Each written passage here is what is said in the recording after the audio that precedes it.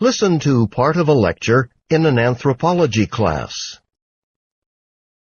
So we've been discussing 16th century Native American life, and today we're going to focus on the Iroquois and Huron peoples.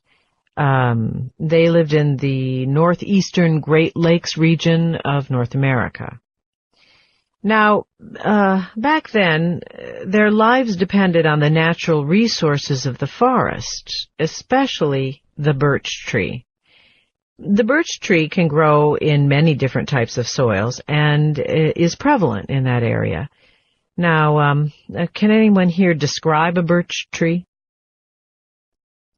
They're tall and white.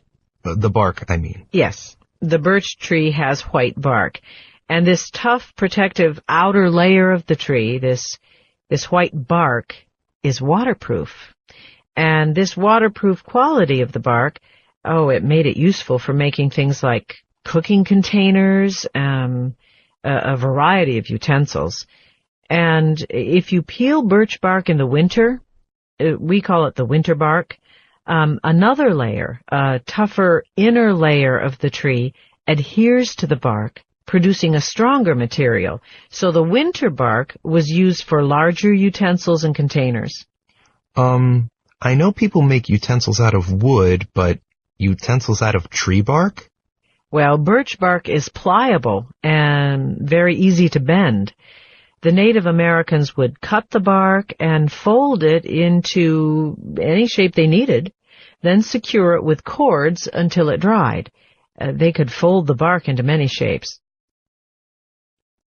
So if they cooked in bowls made of birch bark, wouldn't that make the food taste funny?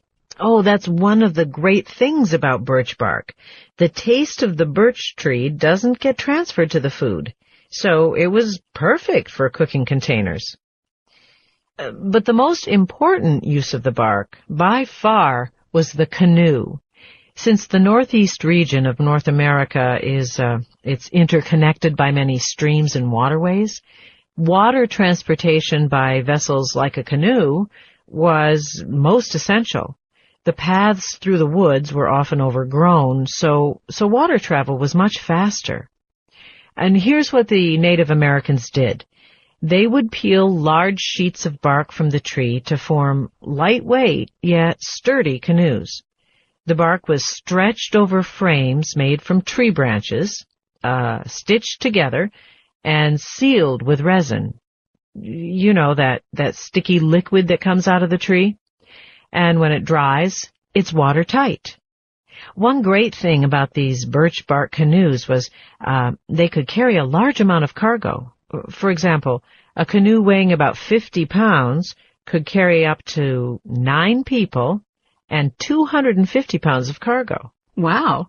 But how far could they travel that way? Well, like I said, the northeastern region is interconnected by rivers and streams and the ocean at the coast. The canoes allowed them to travel over a vast area that today would take a few hours to fly over. You see, the Native Americans made canoes of all types for travel on small streams or on large open ocean waters. For small streams, they made narrow, maneuverable boats, while larger canoes were needed for the ocean. They could travel throughout the area, only occasionally having to portage to carry the canoe over land a short distance to another nearby stream. And since the canoes were so light, this wasn't a difficult task. Now, how do you think this affected their lives? Well, if they could travel so easily over such a large area, they could trade with people from other areas, which I guess would lead them to form alliances? Exactly. Having an efficient means of transportation, well, that helped the Iroquois to form a federation linked by natural waterways. And this federation expanded from what is now southern Canada all the way south to the Delaware River. And this efficiency of the birch bark canoe also made an impression on newcomers to the area.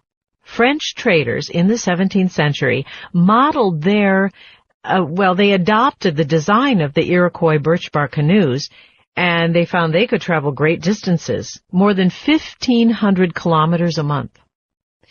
Now, besides the bark, Native Americans also used the wood of the birch tree. The young trees were used as supports for lodgings, with the waterproof bark used as roofing. Branches were folded into snowshoes, and the Native American people were all adept at running very fast over the snow in these birch branch snowshoes, which, if you've ever tried walking in snowshoes, you know isn't easy.